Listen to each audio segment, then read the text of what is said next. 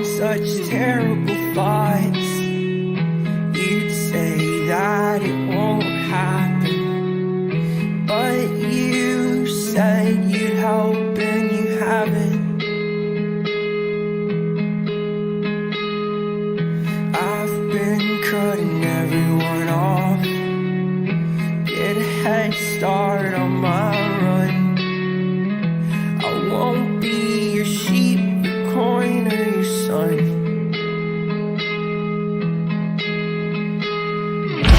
Is it just in the spread of cats? Coherent yet unknown name.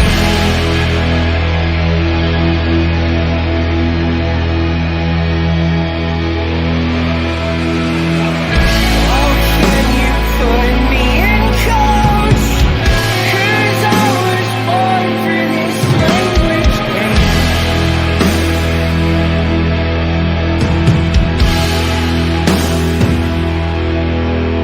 To fall on one side means that I lie.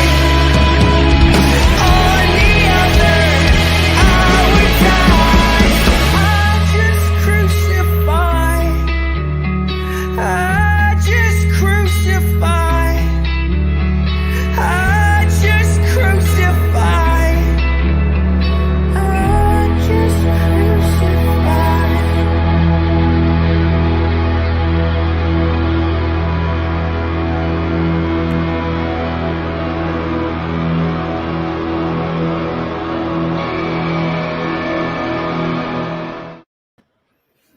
All right. Can everyone hear us? Welcome to Knitting Circle.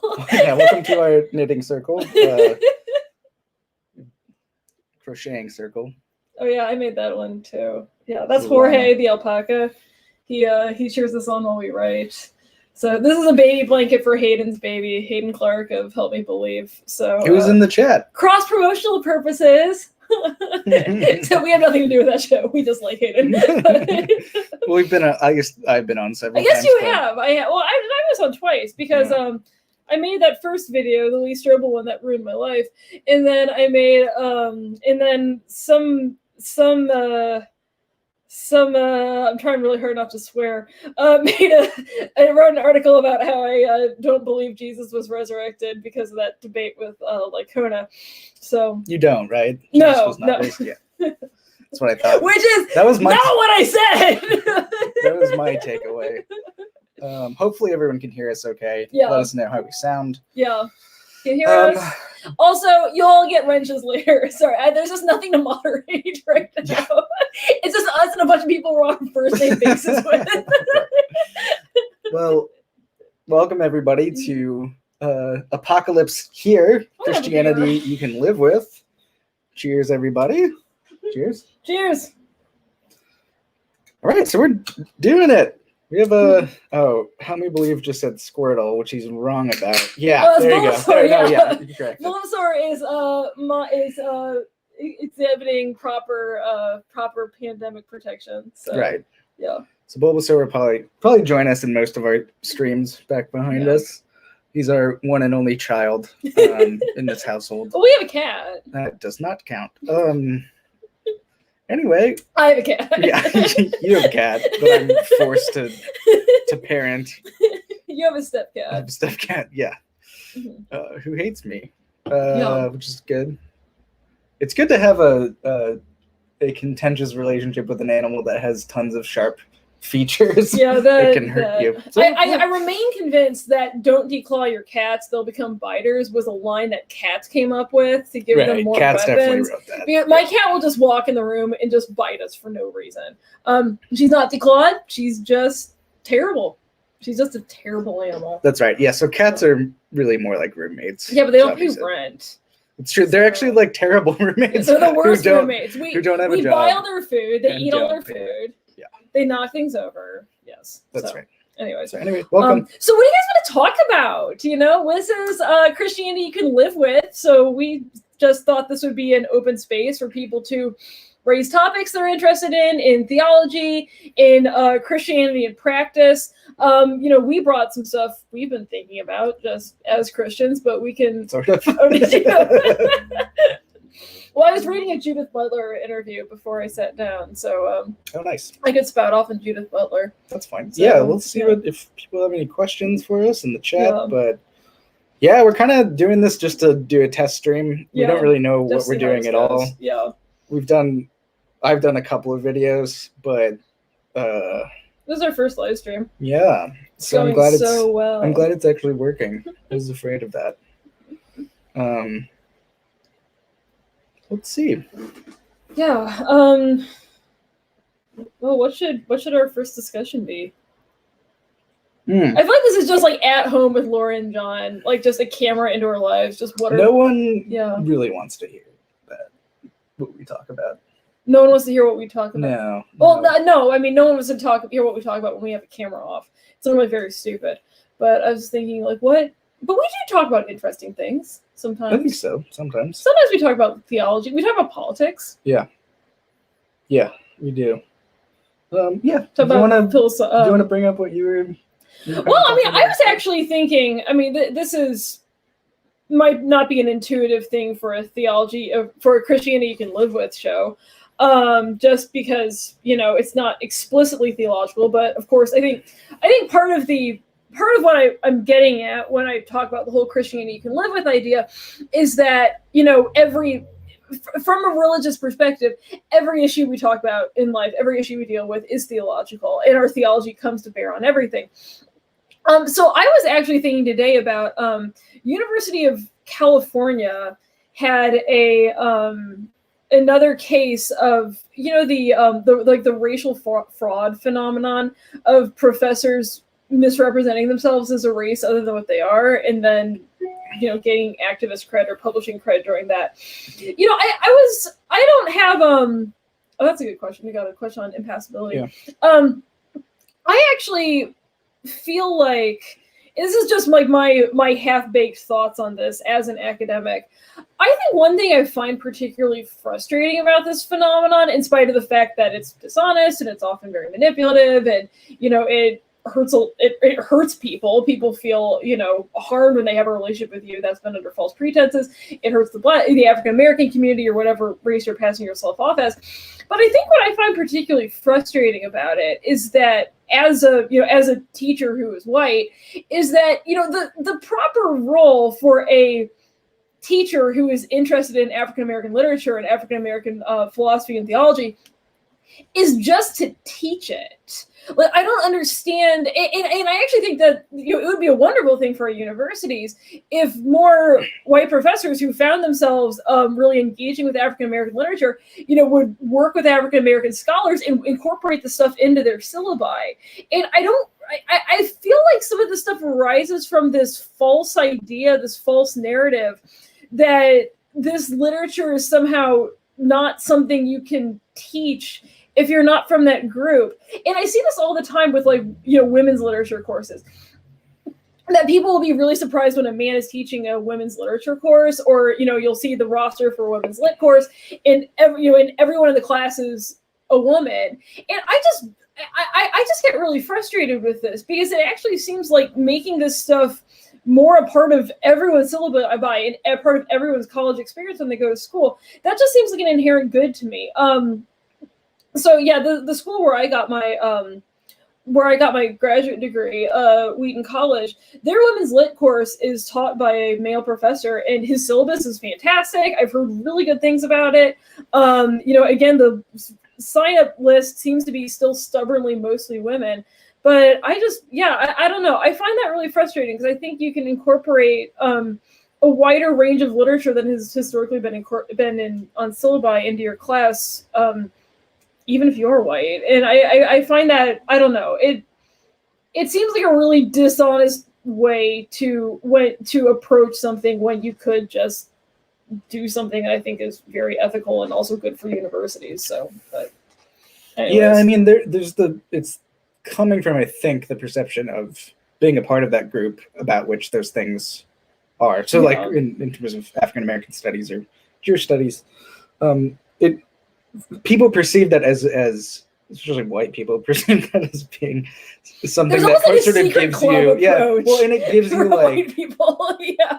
more kind of merit, I guess, by Mhm. default. Which, in some sense, there is a truth to that. I think the people who are a part Yeah. of those groups are the ones whose voices we should be hearing more loudly, and whose Yeah. No, of course perspectives you can and talk experiences about, are something we should prioritize. But yeah, you can still.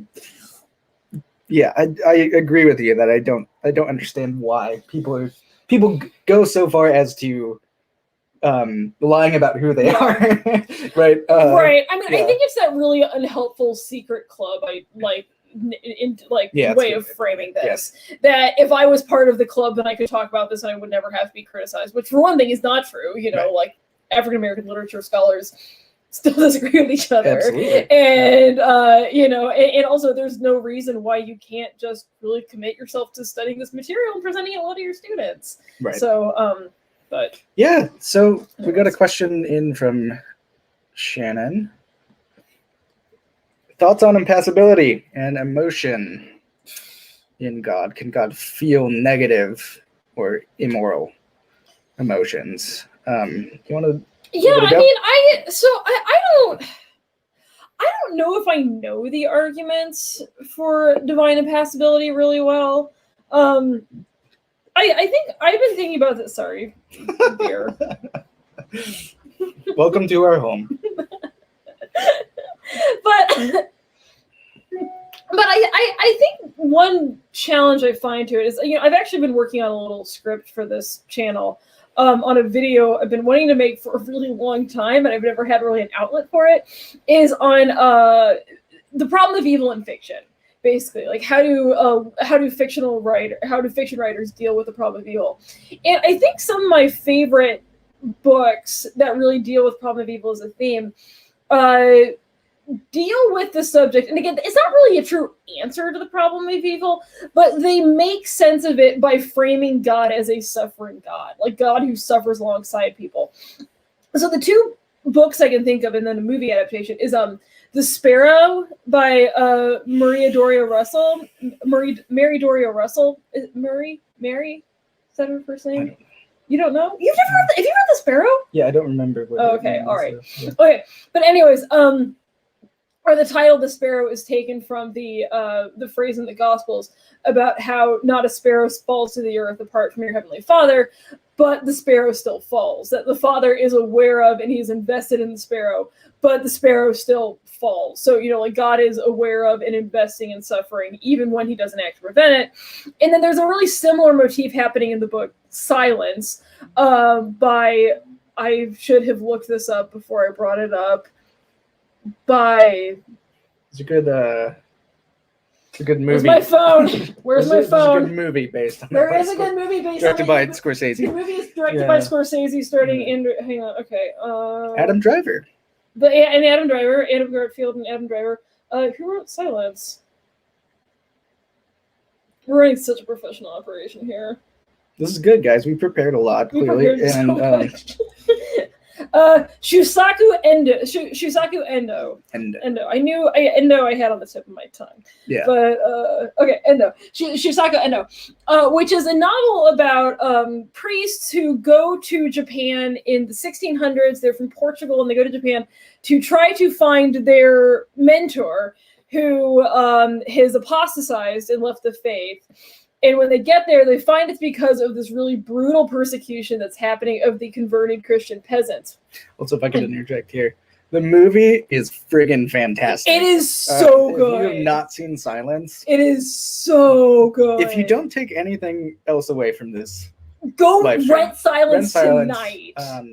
Yeah, at least tonight, very soon. If you I own it. Oh my gosh, it's a long one, but it's an incredible movie. We saw it in one of those theaters with like the reclining seats where they bring you beer. Yeah, and that was kind of the ideal way to watch it because you really need to just like settle in and just soak in it. It's a rough watch, but it is amazing.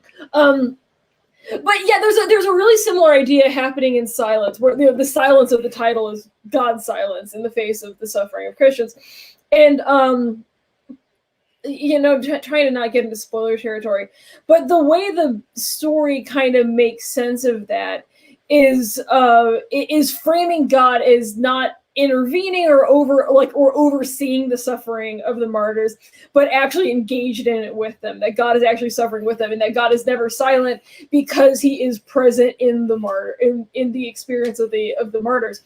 So I guess to me, I don't find this to be a solution to the problem of evil, obviously, but I think that the idea that God is present in solidarity with us in our suffering seems to me like a natural outworking of the idea of the incarnation. That Christians think of Jesus as, as fully God and fully human, and that God came and took on a person, took on human flesh, and experienced everything people experience and suffered. I think like we do, like suffered the same way that humans do. So I have a really, I'm thinking about like Moltmann and like the crucified God idea. I have a really hard time with the idea that God doesn't suffer, to be honest. Yeah, the classical theists' ears are burning right now. Mm-hmm. Now I know. Yeah, I'd want to kind of tackle this in a similar way, I think. And my kind of approach to this is coming from someone like Robert Jensen, who it's just a different way at sort of the fundamental nature of who God is than I think what classical theism is doing. And it's starting with Jesus and who he is, as narrated and witnessed to by the New Testament. So you begin with the particularity of who Jesus is, and we see God there, the godness of God and the humanity. If I made a video essentially on this with the truth question, you see the fullness of God and also the fullness of creatureliness in a person. And it seems like Jesus is the sort of God who weeps with people and who suffers with people. And I'm not that comfortable with sort of philosophizing ways to maintain the sort of untainted kind of godness substance thing that's out there. I'm not either. And I know that's difficult for people who like to hold on to sort of classical categories, but I'm just not thinking in that way, and I never really have about Christianity. So I watched Shannon's video, and it seemed like part of what Mullins was interested. Mullins, is that his name, Shannon? Yeah, Mullins. It seemed like part of what he was interested in what Shannon and he were talking about was like the question of God having limitations on himself, and like, does God have emotions that are negative, or like, even, I mean, to use Christian categories here, like sinful? Like, does God have strong attractions to people he should not be attracted to? Like, does God experience and all that?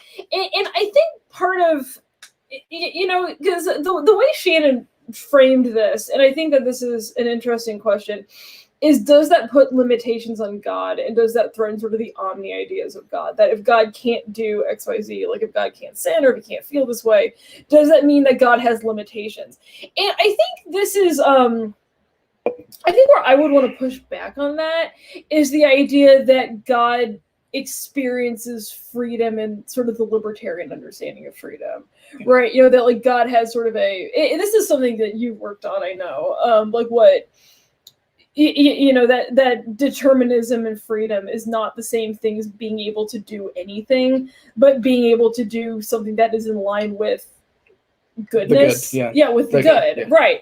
And I think we can all see the logic of this when we really think about it. That, if I have a horrible mental illness that makes me want to jump off buildings and run through fire, at every present moment, I have more options available to me than the lovely people in the audience do who don't have that feeling. But does that really mean I'm more free if I have the option of running off a building or doing some harm to myself? So I think that it makes sense to think about God and emotions in kind of the same way, that, maybe God can't feel sinful emotions, but is that the same thing as having a limitation? Or does God have and I don't think it, I mean, I can think of a million things I would like to have taken off the table for myself that would make me more free rather than less, like I wish I didn't have a hard time getting out of bed in the morning. You know, like I wish that the option of hitting the snooze button, you know, for 20 minutes wasn't an option that was available for me. I think I would feel more free if that was the case. And I think that's probably the way that, yeah. and I think that makes sense when we're talking about God, that God is not subject to the same limiting options that we are. So yeah, Shannon brought up, I think this is the response to what I was saying, or weird mechanics of emotion, though to me, theoretically, God set forth the circumstances that cause actions, or at least has foreknowledge. Is he upset about what people who aren't born have not yet done? So you're introducing some interesting question. Well, yeah, it's going to introduce a bunch of space-time questions, not just time, but also space-time sort of conceptions here, which are difficult and also kind of fun to talk through on this point, but I don't know how good of a job I can do kind of on the fly. So I think this is what's sort of behind this is a conception of causality that I would probably reject. We have a conception of causality that's very kind of hard and mechanical, like God is sort of a being that sort of like sets in motion sort of robots or something like that. But there's this sort of that really mechanical kind of account of causality there. And I just don't think that's true. Some people may talk about it in that way, but I just wouldn't accept that. Now, in terms of foreknowledge, yeah. Again, we would have to get into sort of space-time questions because we got to remember that God isn't sort of experiencing and located in time in the same ways as creatures are. God's sort of sense of time would be a simultaneity there, where past, present, and future are all sort of equally accessible to God in God's location, quote unquote. And so there's a sense in which God can be sort of acting in all of these sorts of ways simultaneously. So there's no kind of linear order. Time is particular to us, not to everything. There's no sort of order that God must sort of follow, even from eternity. It's really that God can do stuff that affects the future, that sort of affects the past in the present. And like there's this whole really interesting sort of stuff on space-time. And I would recommend a book by Colin Gunn, right? No, T.F. Torrance. He's got 2 books that are kind of dealing with this stuff, which is Space-Time Incarnation and then Space-Time Resurrection, drawing on some sorts of insights from actually Einstein's work on this. It's a little bit out of date, especially with the advances in sort of scientific thinking on this, but it's a good place to start. So, I think Hayden noted that Shannon was probably responding to him. But there you go. That's my take on that. I think Hayden had a question about the 2 natures of Christ and suffering. And I don't know how much again, I kind of feel like I have that Jensen impulse of, do we really want to bifurcate Jesus the person with Jesus the Son? So I would say Hayden and I have talked about this a little bit, and I'll probably just say the same thing that I said, because it's kind of where I'm at right now, is that I think Jesus, the person Jesus, is the second person of the Trinity, which sounds super weird because we like that distinction between the Son and then there's Jesus. There's God, Jesus, and then there's the Son sort of pre-existing, and then Jesus kind of shows up and the Son sort of enters into Jesus. But I think Jesus is the second person. Yeah.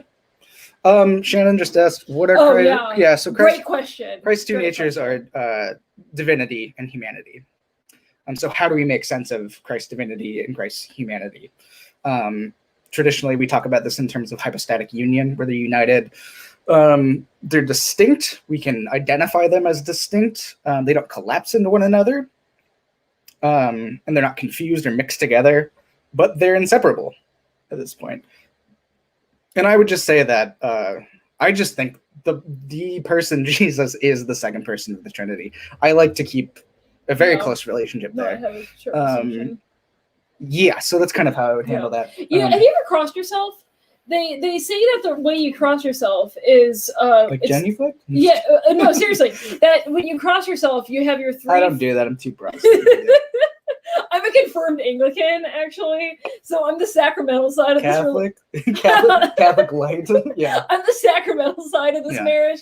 But when you cross yourself, you have your three fingers together in front. So this is Father, Son, and Spirit together, one.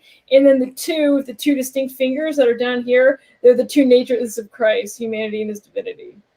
And then you do that. Yeah. So. Yeah.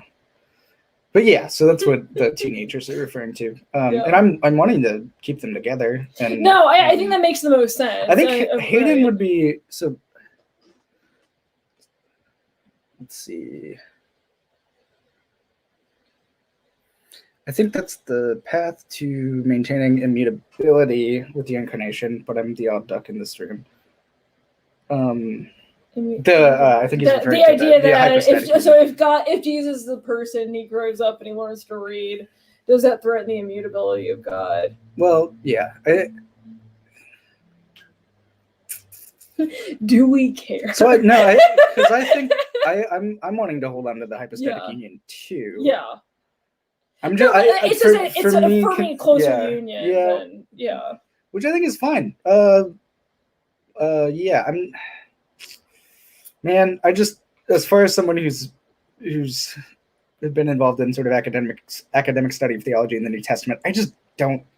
It's just not really that concerning to me, and I know it's a fundamentally important dimension of classical theism. I understand that, but I'm also not a classical theist, really. Yeah. So, Maybe we should have an interview with Warren Smith on immutability. Do you think we can get Warren Smith to do one of these? Maybe.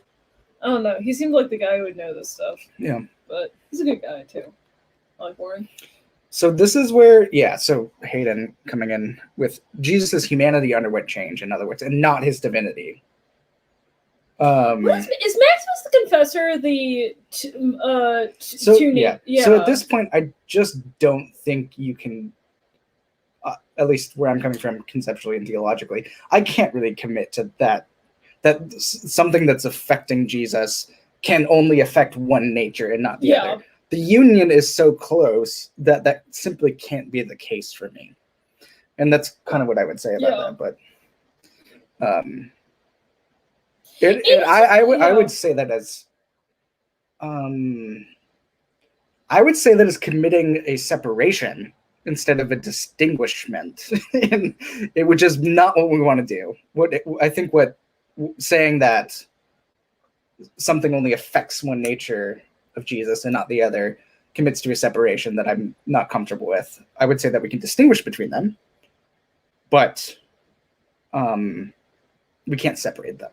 Okay? Is a more feeling, more responsive God, is this a 20th century thing? Like, I think about like Moltmann and Cone and like the emphasis on like God's solidarity with the human experience. Yeah, is this like a post-Holocaust thing? I think so, and it's specifically you can see, like you mentioned with Cone. I think you can see this quite a bit in liberation theology, but also in Gustavo Gutierrez, where it really matters that God is materially involved with us and comes alongside us in solidarity, and that's a really important thing for those sorts of theological concerns within, especially minority groups. So I think you're probably right. Yeah, I've been thinking a lot about post-Holocaust theology today because I made a video on Matthew and anti-Semitism for New Testament Review.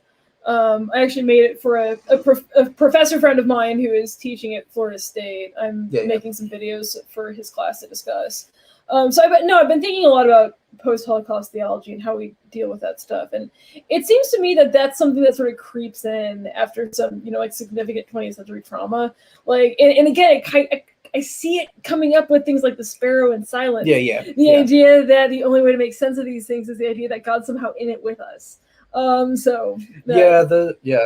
the evil question, which I'm gonna kind of attempt to talk about a little bit. I'm not going to try to make sense of it because I don't think we can make sense of it. Right.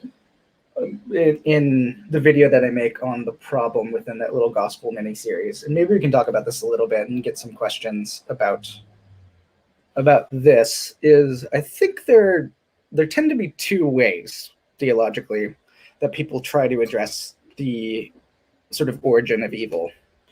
The first is, You're getting so deep in this show. yeah, I know. The first, well, you brought up evil. I didn't do that. The first, the first common kind of approach that I see is the sort of free will approach, right? Where God sets up the universe, and humans are sort of given the capacity to choose between good and bad.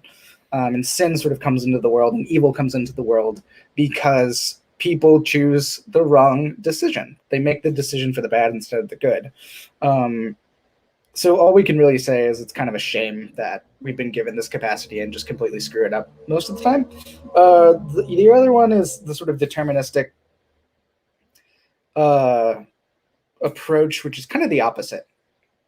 And it's saying that God actually creates and elects certain people to enact good or evil in the world. So you have this group of people who elect to sort of bring the good in, and then you have this other group that's elect to institute kind of evil and enact evil in the world, right?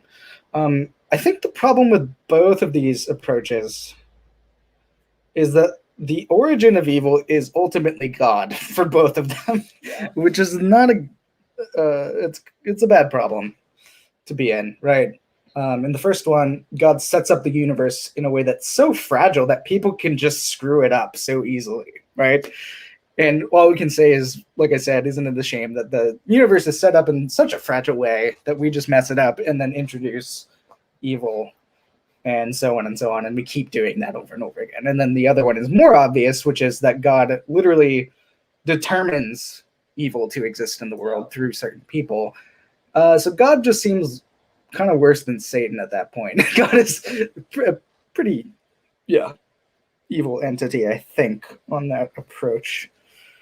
I think. Do you want to talk about the privation idea? Yeah, the way that I would want to talk about this is this, and again, this is not I don't want this to come across as an attempted solution to the problem of evil, because I don't think we have one. Yeah.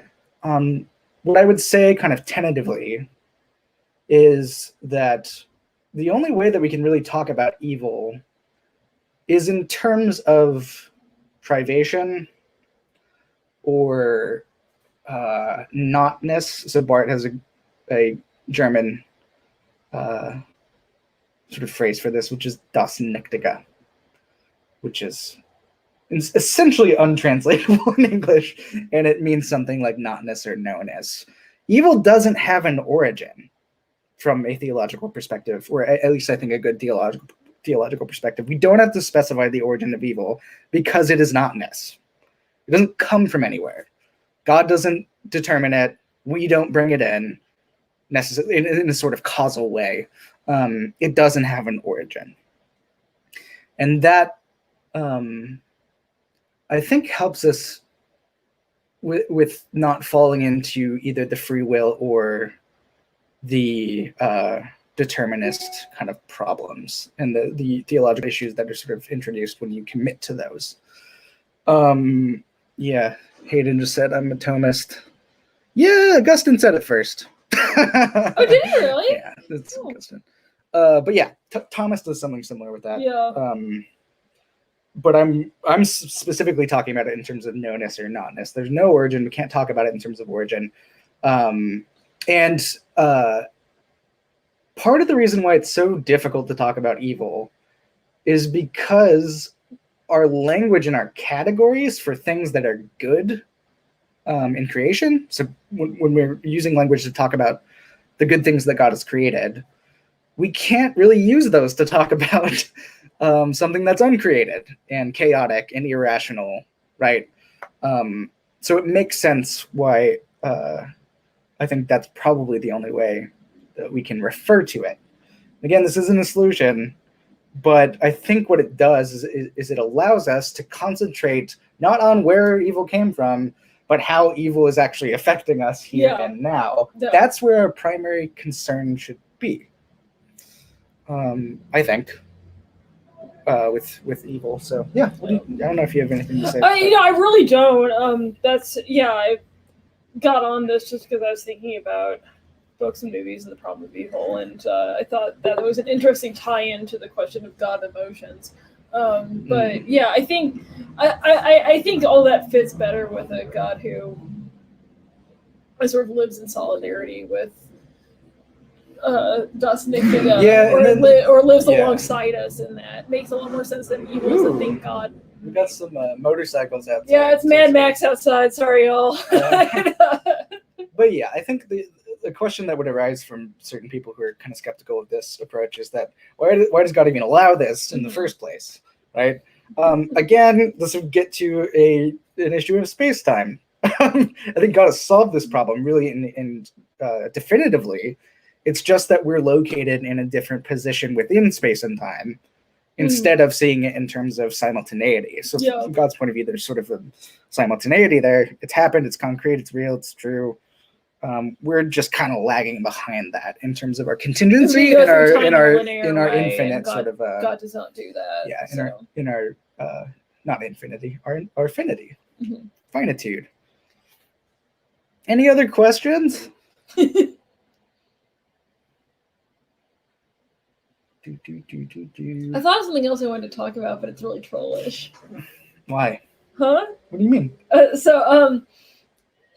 is I don't know how involved you are in evangelical Twitter. That's more my space than yours, because just background.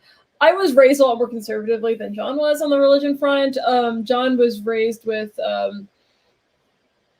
I don't know, how do you want to describe your religious upbringing? Aware of religion. Yeah, I mean. Yeah, basically aware of Christianity. Grandparents were very Pentecostal. Right. Yeah. And I was raised evangelical Quaker, then moving into the more American evangelical scene when I was a teenager. But I found this really fascinating. So evangelical and specifically Southern Baptist circles have been a bit aggressive against the Black Lives Matter movement, surprising no one, I'm sure. And there's a conservative branch of the Southern Baptist Church that has been organizing. It's called Sovereign Nations, which doesn't sound creepy or Naziist at all. And they're having they are organizing a conference to fight critical race theory, which is sort of like the short form of, African American studies, African American, like critical approaches and critical literature, which, if you've been near a college in the last 20 years, you probably have some basic awareness of how that works. But there's a group in the Southern Baptist Church that basically thinks that critical race theory is going to destroy us all. It's going to destroy it's going to destroy the church. It's going to introduce communism. It's going to, do all this stuff. And they're having a conference, and they are bringing one of those street epistemology guys to teach everyone to use the skills to prove that racism doesn't exist in the same way he uses street epistemology to prove God doesn't exist. Oh, fuck. Oh, I shouldn't swear, should I? You should not. Okay. You should not. No. So I find this really interesting because I think it reveals something about the whole street epistemology thing, that it's not really useful for talking about ways of knowing that are not sensate. And I also think that it's really funny because I think the Baptists kind of give up the game by appealing to someone who can use his skill set to prove that non-sensate things aren't real, which seems like a huge problem for Christians. So fascinating and also really infuriating. I know, and I'm being super trollish by bringing this up. So yeah. Shannon. Yes, because awareness of social relations is exactly the same as communism. I'm not an expert in African American literature or African American issues at all. I'm not trying to present myself as some sort of expert on theoretical ideas that underlie modern racial equity movements. But I don't know. I just find it really fascinating that you would be willing to roll those dice, that someone who specializes in disproving nonsensate things are real, and you would want to use him for systematic racism, that you can use this, sort of the evidence of your eyes and your ears and your hands to determine that systematic racism is not a thing. And you would not realize that this might be a problem for theology. Right. Because and again, to be fair, this is why I've never been on with the whole street epistemology thing in the first place, because I think there are other ways of knowing than, than sensate data, than, the kind of information we use to gain information about, science and in the material world. I think there are aesthetic ways of knowing. I think there are internal and moral and personal ways of knowing. And I think this is the realm in which a lot of, the liberal arts live. And I think that's fine. I don't think there's anything wrong with that. But it seems like you're creating a huge problem for yourself, unless, of course, you just want to go full, apologist and just say that, the reason why we know God exists is not because he has anything to do with us now. He's mostly ignoring us. But we can historically prove that the earth was created in 6 days. So there you go. Yeah, right. Seems a little weird. So I don't know if this was a question directed at us or... Do you think the world exists? Do you think the world exists? Or if it was addressed to someone else in the chat? Yeah. Yeah. Yeah. It does. Sometimes I don't want it to. Okay. Yeah, I don't know. We've been going for about 45 minutes, close to 45 minutes. So if someone has any sort of pressing questions for this kind of test. I can't think of anything else to talk about. I just brought up that super trolls things that popped in my head, and I was going to tell you later. No, that's fine. But I thought I should do it now. Yeah, I mean, this channel is not anything if not just a channel to troll other Christians. Yeah. But oh, it's absolutely serious. Okay. Yes, I think the world does exist. What's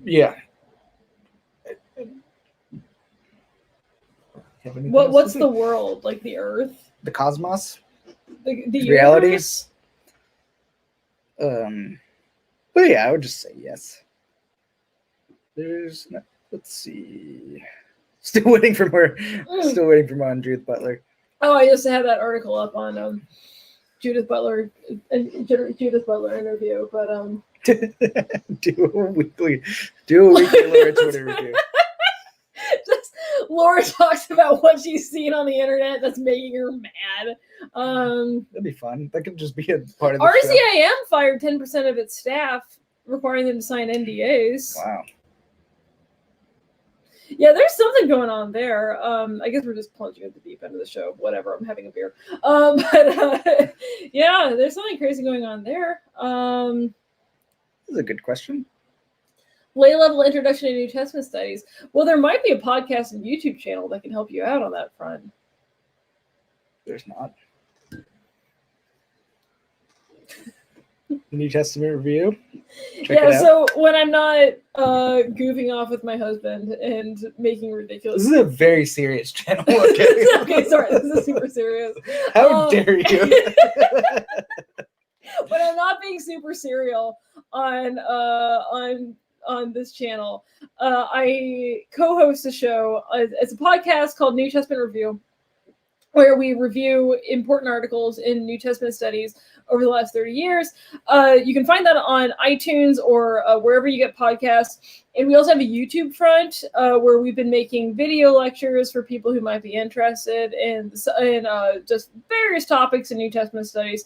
So that's a fun place to go. There's also the NT Pod by Mark Goodacre. He has more of a topical podcast. That's really good. But introduction, Bart, what about Bart's? Barry Ehrman's blog Blog. is really good. I think that's a great blog. There's also the website Bible Odyssey, which is Oh yeah. yeah. Yeah. I'm trying to get this to be more of a thing on the internet, or at least in the circles I run in. Bible Odyssey is put on by the Society of Biblical Literature, which is the big conference that we would go to at Thanksgiving if COVID wasn't a thing. It's our Christmas. Like, I, as a Bible scholar, I look forward to this all year long. It's the most exciting part of the year. We go to parties, we go to papers, we nerd out with each other, but we're not having a conference this year. But anyways, the organization that puts the conference on is called the Society of Biblical Literature, and they have a website called Bible Odyssey that is just free articles written by Bible scholars about all kinds of subjects. Some of the really good ones on there, I think, are about the mark of the beast, like what the mark of the beast is in Revelation and why it matters. So I would check that out. I'm trying to think if there's any more. Yeah, Charles is a listener to you guys. Oh, okay. Kick-ass. Yeah. Maybe books? What do you think? The Textbooks Oxford, are hard. the Oxford's Yeah. very short. Yeah, I still haven't found a textbook I really like, to be honest. I mean, the old staples is Bart Ehrman's really. Yeah, that one's pretty good. But I'm assuming since Charles has been listening to you guys, yeah, that he's kind of beyond. I mean, it's good as like a sort of base level kind of. I also like way in, LTJ's textbook, but I like it as a companion to Bart's because it's not as historically critical. I taught out of Powell's textbook this past year, and I wasn't thrilled with it, to be honest. I thought it was a little easy for my students, so that's probably going to get me not hired somewhere. But Yeah. That's okay. Tenure doesn't exist. Jobs don't exist. Jobs aren't real. So on that happy note, unless we have any other questions that come in the next couple minutes, we just kind of want to say thanks for hanging out with us for a little bit. Yeah. As we kind of try this out for the first time, we'll obviously be back for more, and we'll have some live interviews coming up. We've got some on the books for the next few months. We're gonna have like real content that's not just me, Jon, and Bulbasaur talking about whatever. We'll actually have interviews with people who are much smarter than us doing work in the sort of intersection between theology and biblical studies and sort of practical life. Yeah. Our first interview is going to be with a theologian named Mark Gammon, who is currently writing a book on theology and depression. Mark was my academic advisor at my undergrad, and was super formative for me as a theologian. And I'm happy to. I'm really looking forward to talking to him about this. I haven't talked to him in a bit, but so that'll be kind of the first. I never met him. We were going to meet him before COVID, and then COVID happened. This will be your first time kind of meeting him, and then. We've also got one Douglas Campbell on the books. Surprise! We're not going to be talking to him about justification and the sort of Paul debates or anything. We're going to be talking to him about Paul in prison ministry, sort of the connection between what Paul's gospel is all about and how that can kind of inform how we approach the massive problems in our criminal justice system. And I'm currently TAing for a class of his. And so Shannon is asking when. I think that's the one for the depression show. We'll let you know. I don't think we have it finalized yet. We have some dates that we're kind of narrowing down. We're narrowing it down. So we're going to do theology and depression, and then we're going to do Paul in prisons, basically. Like the Pauline gospel and the problem of mass incarceration. Yep. So those are going to be our first two. Yeah. Got some heavy hitters up front. Thank you all for tuning in. You're going to have to look at us less. Yeah, right, which is probably good. We'll keep you updated about what's going on in the channel. I hope everyone is safe and well, hanging in there during this time. I know it can be hard, but I hope you're finding ways to kind of get through this time. But hopefully this can be a helpful way to for you to get through this time, looking at us and listening to us say weird things. So we'll continue doing that in the future. But yeah, we'll keep you updated on the channel, what videos we're going to be releasing when we're doing another live stream, etc., etc. So with that, this has been Apocalypse here. Christianity you can live with. Thanks, everybody. Have a great night, everyone.